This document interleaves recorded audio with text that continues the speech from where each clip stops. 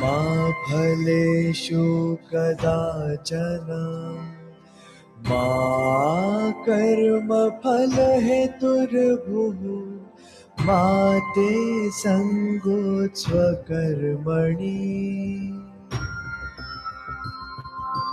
कर्मण्येवाधिकारस्ते मा फलेषु कदाचन मा कर्मफलहेतुर्भुः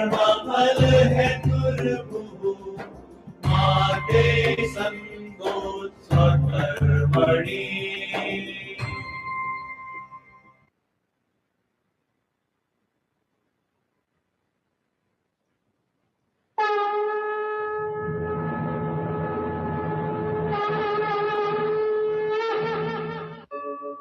यदा यदा हि धर्मस्य ग्लानिर्भवति भारत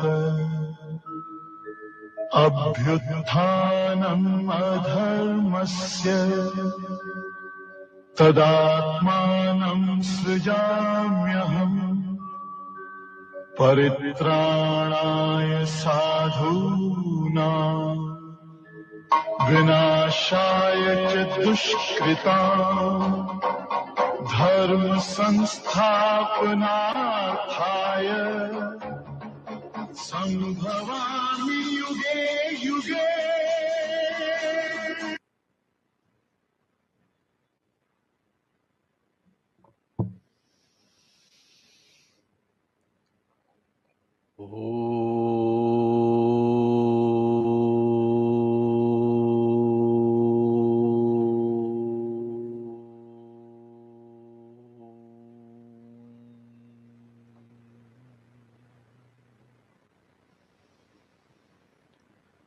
श्री परमात्मने नमः।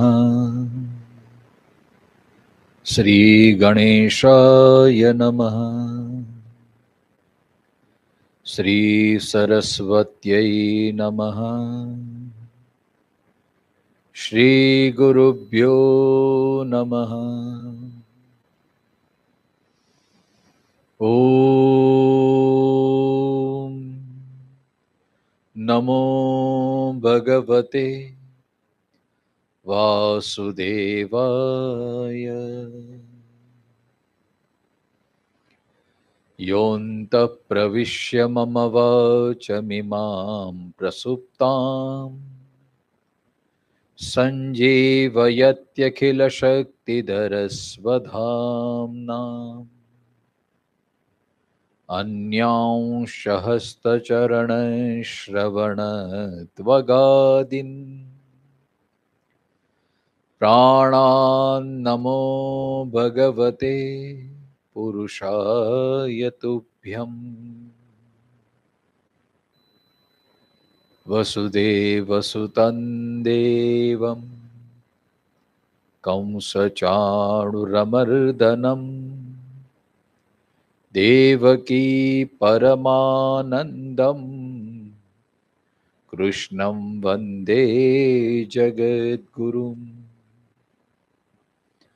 गुरुब्रह्मा गुरुविष्णु गुरुदेवो महेश्वर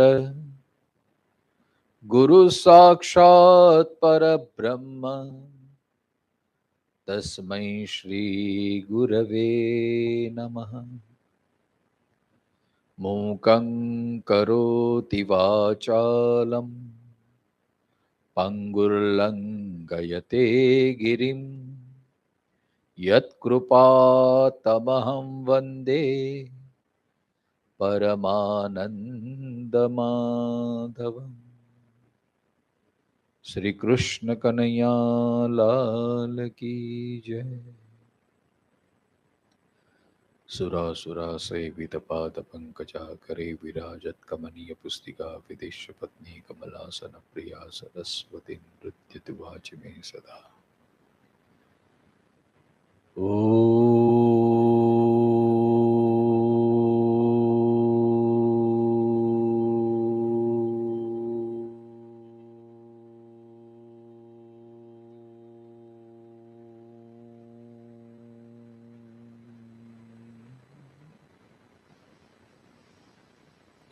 श्रीभगवानुवाच ऊर्ध्वमूलम् अधःशाखम् अश्वत्थं प्राहुरव्ययम् छन्दांसि यस्य पर्णानि यस्तं वेद स वेदवित् अधश्चोर्ध्वं प्रसृतास्तस्य शाखा गुणप्रवृद्धा विषयप्रवालः अधश्च मूलान्यनुसन्ततानि कर्मानुबन्धीनि मनुष्यलोके न रूपमस्येह तथोपलभ्यते नान्तो न चादिर्न च सम्प्रतिष्ठा अश्वत्थमेनं सुविरूढमूलम् असङ्गशस्त्रेण दृढेन चित्वा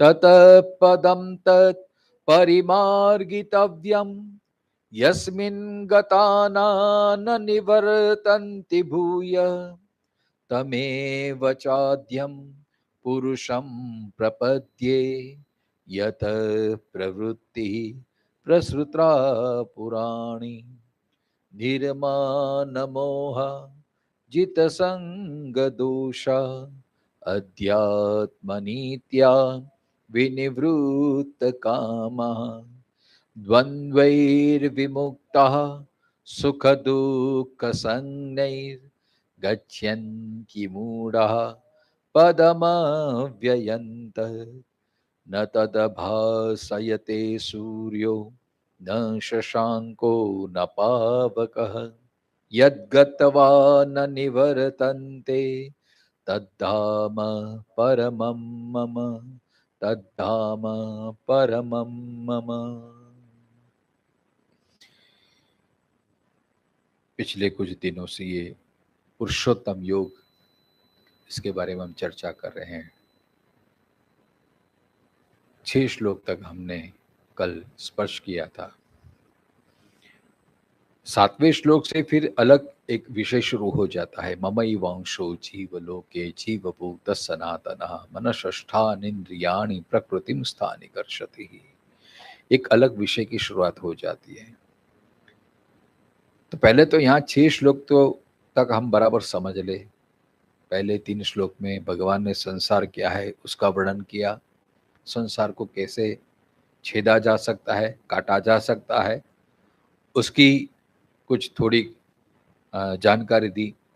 और फिर चौथे, 5वें और 6ठे श्लोक में भगवान ने अपने परम पद की व्याख्या की है और परम पद की प्राप्ति कैसे हो सकती है ये बात बताई है।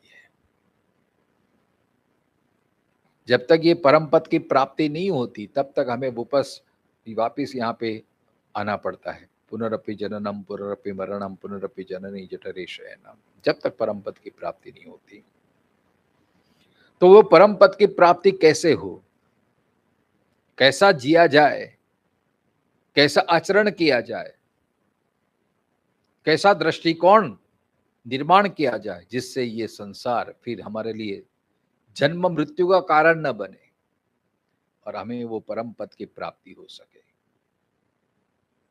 तो ये बात 15वें अध्याय के 5वें श्लोक में बहुत बहुत महत्वपूर्ण है, बहुत इसमें चिंतन का विषय है। भगवान ने एक ही श्लोक में ये सर्टिफिकेट दिया कि ऐसी जिसमें क्वालिटी होगी वो ही वो परम पद को प्राप्त कर सकता है। तो कल हमने थोड़ा थोड़ा इसका वर्णन किया था। निर्माण मोह जित संग दोषः अध्यात्म नित्या विनिवृत्त कामः द्वंद्वैर्विमुक्तः सुख दुःख संज्ञैर्गच्छन्ति अमूढ़ः पदमव्ययन्त। जो अमूढ़ है, अमूढ़ माने जो ज्ञानी है, मतलब अज्ञानी नहीं है। वैसे देखो, सबसे पहले अमूढ़ा कौन है? जिसके जीवन में मान या मोह नहीं है, जिसको मान की कुछ अपेक्षा नहीं है, मोह का कुछ अपेक्षा नहीं, अभी जिसके जीवन में बिल्कुल मोह नहीं रहा, वो अमूढ़ा है। वैसे अब देखा जाए तो गीता में 3 जगह भगवान ने अमूढ़ा शब्द का प्रयोग किया है। एक तो 5वें अध्याय के 20वें श्लोक में, इसमें भगवान ये कहते हैं जो प्रिय से हर्षित नहीं होता और अप्रिय से उद्विग्न नहीं होता है वो अमूढ़ा है। मतलब प्रिय और अप्रिय में जो समत्व रख सकता है वो अमूढ़ा है। फिर 10वें अध्याय में 3रे श्लोक में भगवान ने कहा जो मुझे महेश्वर रूप से जो मेरी उपासना करता है वो अमूढ़ है। और 15वें अध्याय में भगवान कहते हैं 19वें श्लोक में पुरुषोत्तम रूप से जो मेरी पूजा करता है वो अमूढ़ है। और यहां पे भी भगवान ने ये अमूढ़ शब्द का प्रयोग किया है। अमूढ़ कौन है? जिसमें कुछ मान की अपेक्षा नहीं। वैसे वास्तविक से व्यवहार से देखा जाए ना तो मान किसका होता है? मान क्यों होता है? कुछ गुण के कारण, कुछ कर्म के कारण, कुछ स्वभाव के कारण मान मिलता है। गुजराती में जैसे कहावत है नाणा वगरनु नाथ्यो और नाणे नाथा लाल। अगर आपके पास पैसा है तो लोग सब मान देंगे, अरे वाह कैसे नाथालाल कैसे, अरे पैसे का अभाव है तो लोग धुतकारते हैं। इसका मतलब क्या हुआ कि पैसे के कारण मुझे मान मिल रहा है। कोई पैसे किसी को मान नहीं देता है, कुछ होगा तो लोग आएंगे।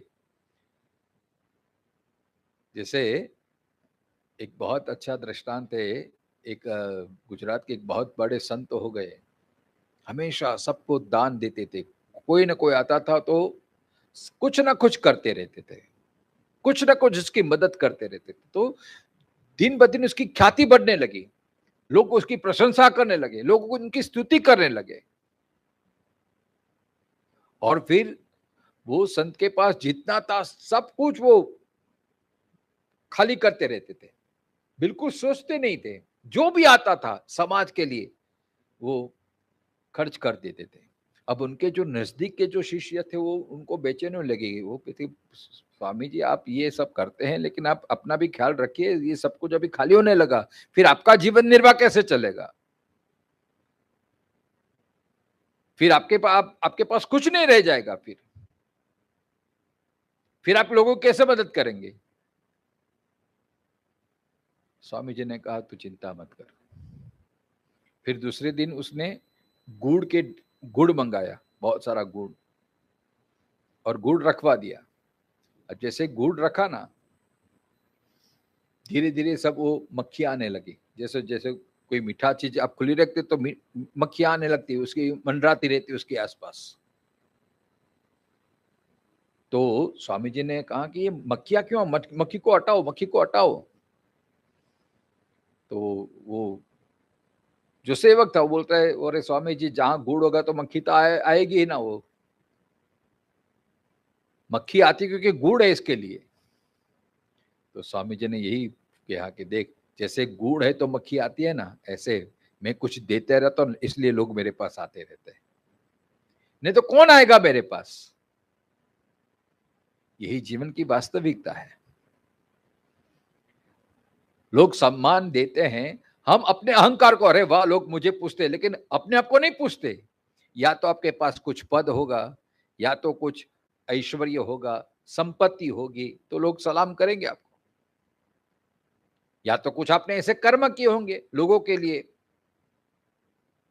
तो लोग आपको बुलाएंगे, आपकी स्तुति करेंगे, आपकी प्रशंसा करेंगे। लेकिन यही फिसलने का ये मार्ग है। बड़े बड़े फिर इसमें इतने आ जाते हैं, फिर अपने आप को भूल जाते हैं, फिर अपने आप को बस मैं सबसे बड़ा विद्वान, मैं सबसे बड़ा श्रेष्ठ, मेरी समाज में इतनी प्रतिष्ठा है, वो है, फिर इसमें इतने बंध जाते हैं।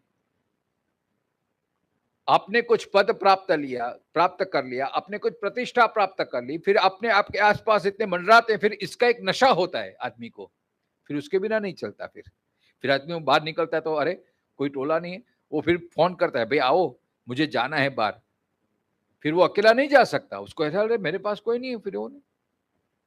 और जब तक पद होती है, कुछ प्रतिष्ठा, जब कुछ न कुछ उसके पास होता है तब तक लोग मंडराते हैं आसपास। जैसे कुर्सी से निकल जाता है, पद से खाली हो जाता है, निवृत्त हो जाता है, फिर कोई उसके पास आता है? कोई नहीं आता फिर। यही परम वास्तविकता है। मतलब ये समझना है कि जो भी मान, प्रतिष्ठा, लोग प्रशंसा मेरी कर रहे हैं, वो मेरे गुण के कारण कर रहे हैं। कोई वैसे अपने कोई नहीं करते हैं, और जैसे ही वो चला जाता है फिर कोई देखता भी नहीं है। ये जगत पूरा स्वार्थी है। इसलिए सच्चा साधक कौन है? जिसको मान की लोग प्रशंसा करते तो ठीक है, और कभी जैसे घर में भी अब देखें, बुजुर्ग, जो आदमी कमाता है तो उसकी बड़ी प्रतिष्ठा रहती है घर में, समझे कि नहीं? जब तक आदमी पैसा कमाता है, आता है तो सीधा पानी का ग्लास हाजिर हो जाता है, चाय का कप तैयार हो जाता है, पापा पापा आए, पापा आए। लेकिन वही बाप जब निवृत्त हो जाता है, फिर कुछ काम धंधा नहीं रहता। पहले तो सुबह निकल जाता तो रात को आता था, पापा अब तो हम समय ही नहीं देते, अब तो हमको घूमने ही नहीं लेके जाते हैं। अब वो बाप सारा दिन घर में रहता है तो हरदूत होता है, पापा जाओ ना प्रेमपुरी, क्या 24 घंटे घर में बैठे हो तुम, कुछ काम धंधा नहीं है कि नहीं? देखो ये हो जाता है कि नहीं? मतलब जब तक खुद कमाता था, कुछ देता था तो मान था, लेकिन जब देना बंद हो गया तो ये संसार की परम वास्तविकता है। मतलब आप जब तक समाज को कुछ देते रहेंगे, समाज आपसे कुछ लाभ लेता रहेगा, तब तक आपका मान अकबंद रहेगा। और जैसे आप निवृत्त हो जाएंगे, निष्क्रिय हो जाएंगे, फिर कोई मान नहीं देता है फिर। इसलिए मान की अपेक्षा न रखना ये सबसे श्रेष्ठ स्थिति है। भगवान हमें ये बताते हैं कि ये मान अपमान ये तो सब शरीर को है, उसका अहंकार, उसके संस्कार अपने मन पे नहीं पड़ने चाहिए। इसलिए निर्मा न मोहा, मोह भी नहीं रखना चाहिए। जो भी जिस चीज पे, जिस व्यक्ति पे हमारा मोह रहता है, वो मोह कायम टिकता नहीं है। समय के प्रवाह में फिर वो मोह शुष्क हो जाता है।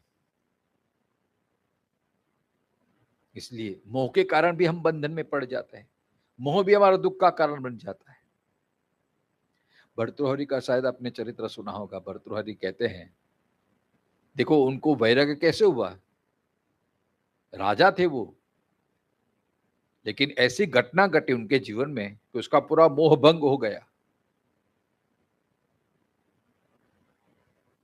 भर्तृहरि राजा अपनी रानी से बहुत प्रेम करते थे,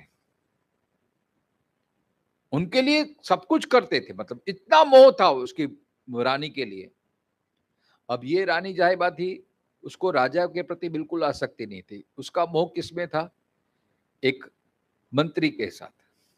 वो अपने एक मंत्री से वो अपना मन लगा बैठी थी।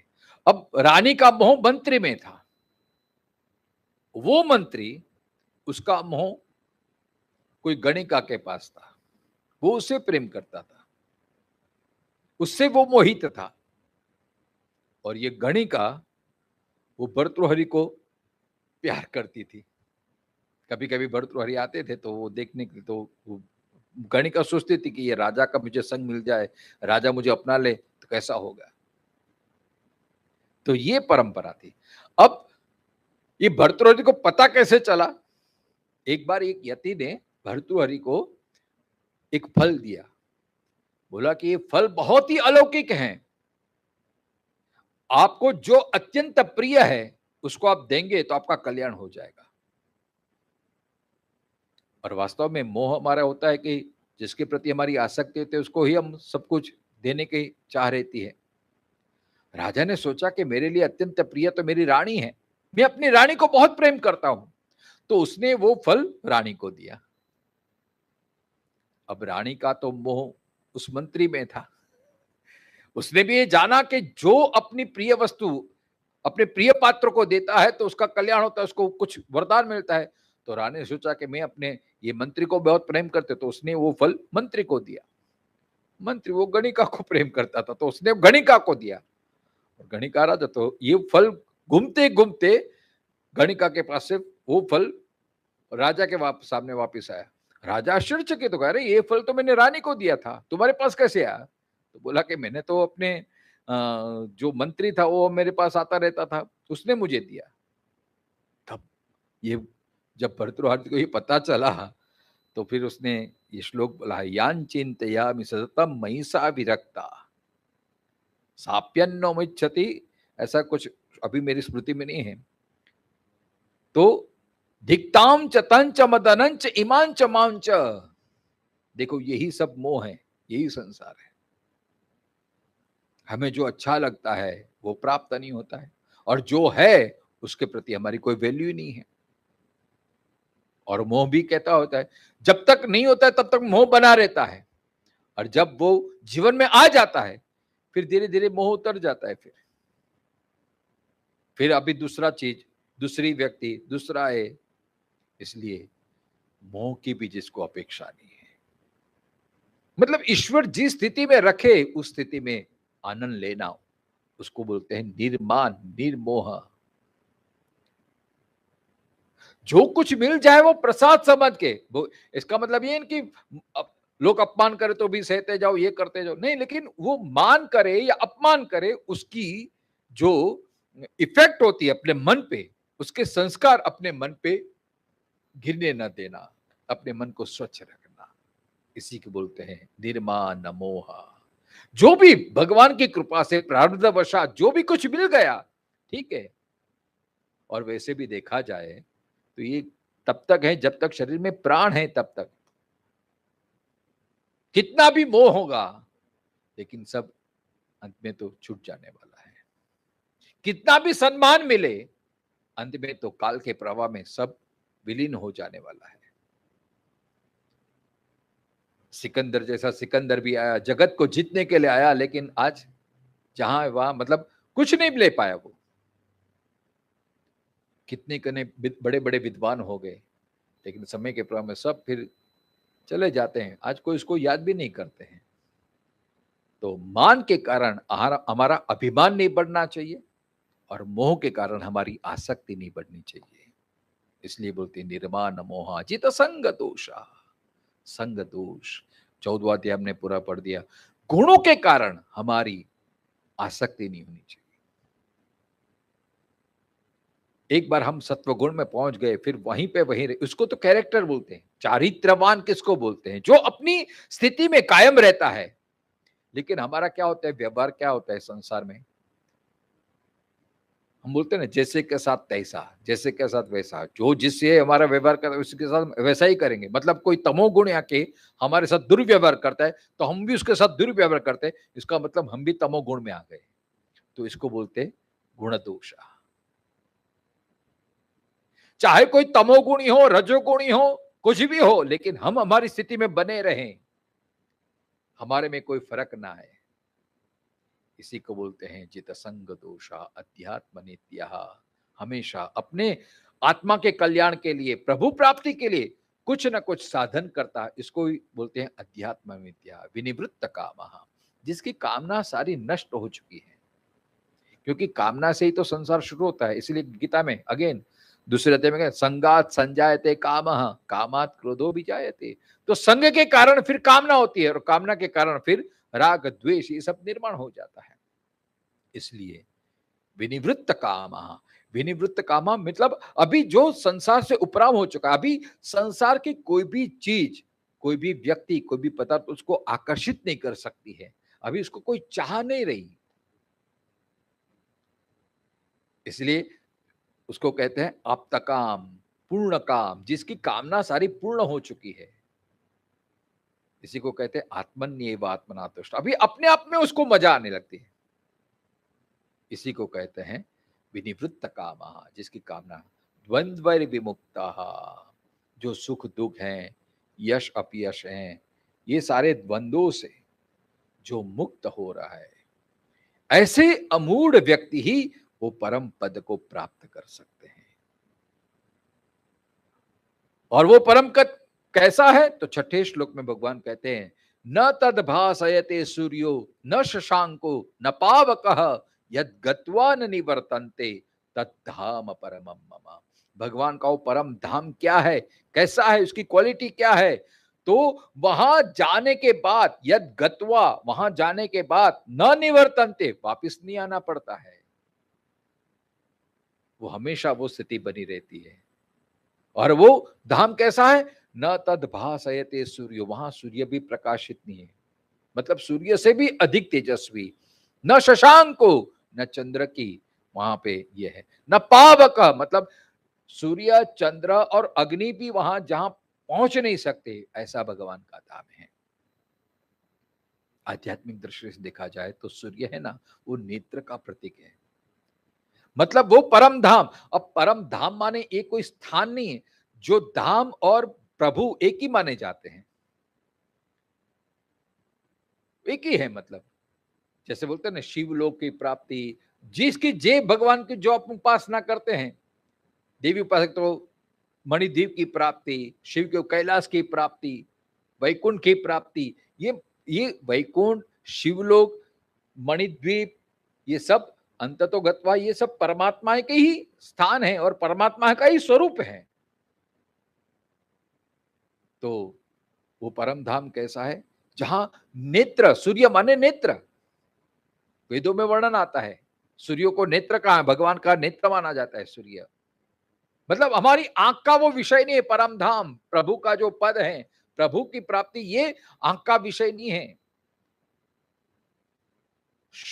शशांक, चंद्र, वो मन का प्रतीक है। वेदों में वर्णन आता है, चंद्रमा मनसो जात चक्षो सूर्यो अजायतः। देखो सूर्य को चक्षु कहाँ है, मन, चंद्र को मन कहाँ है।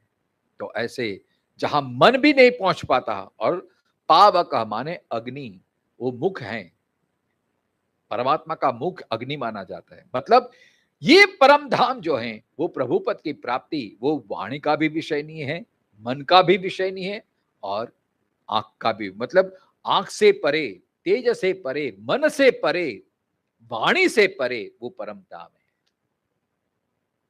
और दूसरी दृष्टि से देखा जाए तो सूर्य, चंद्र, अग्नि, ये सब प्रकाशक हैं। अंधेरा है तो हम कुछ देख नहीं पाते हैं, उसके लिए प्रकाश की आवश्यकता है। प्रकाश से हम दूसरों को देख सकते हैं, लेकिन अपने आप को देखने के लिए सूर्य की आवश्यकता नहीं होती है, चंद्र की आवश्यकता नहीं है, अग्नि की आवश्यकता नहीं है। समझ रहे कि नहीं? सूर्य से प्रकाश लेके अन्य सारे तारागण प्रकाशित होते हैं, लेकिन सूर्य को, उनको प्रकाश लेके, क्योंकि वो स्वयं प्रकाश स्वरूप है। वैसे ही हमारा जो असली स्वरूप है, परमात्मा के हम अंश हैं, तो हमें प्रकाश की ये सब की जरूरत नहीं है। आदमी चाहे अंधा हो तो कुछ दिख नहीं पाता, लेकिन अपने आप को तो देख पाता है ना। अंधेरे में सब कुछ अदृश्य हो जाता है, लेकिन हम हमारे से अदृश्य नहीं हो पाते हैं। बस यही अवस्था जो है, वही परम पद की प्राप्ति है। तो न तद्भासयते सूर्यो, मतलब आप ऐसी स्थिति में आ जाते, परम पद की प्राप्ति माने एक ऐसी अवस्था में आ जाते हैं, फिर न ज्ञान की आवश्यकता है, न योग की आवश्यकता है, न कुछ, अपने अपने ईश्वर के स्वरूप आप हो जाते हैं। इसलिए न तद्भासयते सूर्यो, क्योंकि खुद के लिए प्रकाश की जरूरत नहीं देती। आप अंधेरे में, घोर अंधेरे में भी आप जहां हो, वहां पे आपकी अनुभूति तो हो जाती है ना। इसी को ये बात से देखा जाता है। तो न तद्भासयते सूर्यो न शशांको न पावकः, तो ऐसा ये परम धाम है। तद्धाम परमम मम। फिर 7वें 8वें श्लोक में फिर क्या है कि अब दूसरा विषय भगवान शुरू करते हैं। अब जीव कौन, क्या है, क्यों उसको संसार में आना जाना पड़ता है, ये अलग ही विषय, इसलिए यहाँ पे ही हम विराम लेते हैं। और एक छोटी सी, ये जितना हमने कुछ पढ़ा, सुना, चिंतन किया, अगर एक दृष्टांत के रूप में देखा जाए तो, जैसे चौपाटी नजदीक में ही है ना, बच्चों को लेके हम खेलने के लिए जाते हैं, खिलाने के लिए जाते हैं। बच्चे क्या होते हैं, मिट्टी के ढेर से वो बनाते रहते, कुछ ना कुछ मकान बनाया, कुछ गाड़ी बनाया, कुछ रास्ता बनाया और खुश हो जाते हैं, देखो मामा मैंने कैसे बनाया। और कोई एक बच्चा आता है तो वो जो बनाता है उसको वो सह नहीं पाता और कुछ ऐसा तूफान करता है, वो तोड़ देता है, तो वो बच्चा रोने लगता है। और एक तीसरा बच्चा है, वो देखते रहता है सब, जो बच्चा बनाता है, एक आता है तोड़ता है और फिर दोनों में झगड़ा हो जाता है, ये बच्चा देखते रहता है सब। और फिर माँ बोलती है चलो बेटा अभी समय हो गया, और बच्चा वो सब छोड़ के फिर माँ की उंगली पकड़ के चला जाता है। बस यही जीवन है। हम उस बच्चे की तरह दृष्टा भाव से देखेंगे। देखो भगवान ने हमने भी यहाँ खेलने के लिए भेजा है, हम सब खिलौना खेलते हैं, मकान बनाते हैं, ये सब बनाते हैं, ये सब, लेकिन कब तक? फिर जैसे कॉल आता है बेटा चलो टाइम हो गया, सब कुछ छोड़ के निकल जाना पड़ता है ना। वो बच्चा समझता है कि मैं सिर्फ खेलने के लिए आया हूं, बाकी ये सब मुझे तो वापस घर जाना है। बस यही भाव हमारे जीवन में भी आ जाए। जैसे लोग व्यापार खेलते हैं टाइम पास करने के लिए, जैसे लूडो होता है, ऐसा व्यापार एक भी एक गेम है, आप समझते हैं वो सब, लेकिन हमें पता है कि हम ये सब खेल रहे हैं, फिर जैसे पूरा होता तो बंद कर देते हैं। बस यही ये व्यापारी एक खेल हो रहा है, उसका हम दृष्टा बने, और जो भगवान हमारे प्रारब्धवशात जो सुख दुख आते हैं उसका दृष्टा बन के देखते रहे, तो हमें भी लगता है कि क्या खेल चल रहा है, और बाद में एग्जिट तो सबकी होनी ही है।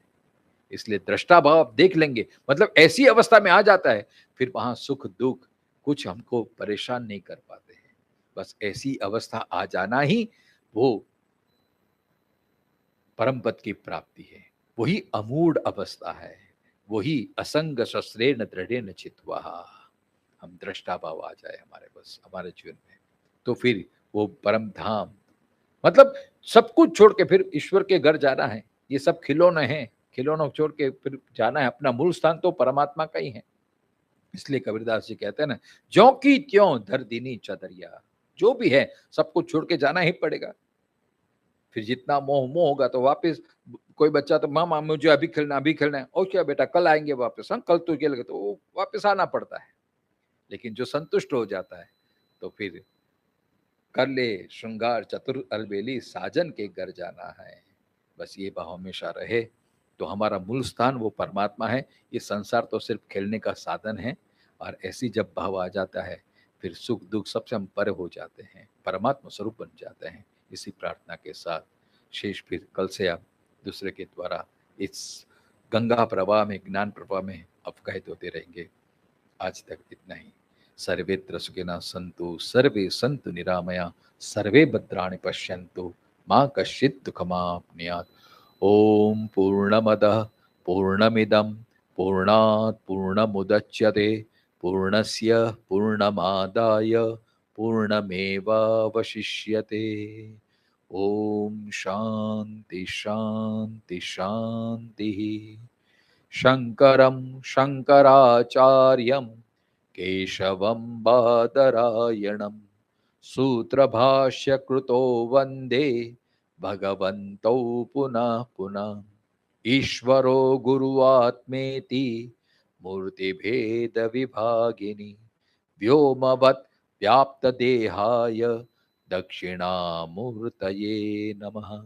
ओम शांति शांति शांति। पुनः श्री प्रेमपुरी महाराज के चरणों में वंदन। ट्रस्टीगण जो भी हैं सब, प्रकाश भाई, दीनाबेन, सारे ट्रस्टीगणों को साधुवाद और दैया परिवार को साधुवाद, जिसके कारण मुझे ये मौका मिला। ऐसे सब ट्रस्टीगणों का आभार व्यक्त करता हूँ और परमात्मा के चरणों में प्रार्थना करता हूँ ऐसे ही अविरत ये यात्रा प्रवाह चालू रखे और मुझे भी इस सेवा का मौका मिलता रहे। इसी प्रार्थना के साथ जय श्री कृष्ण।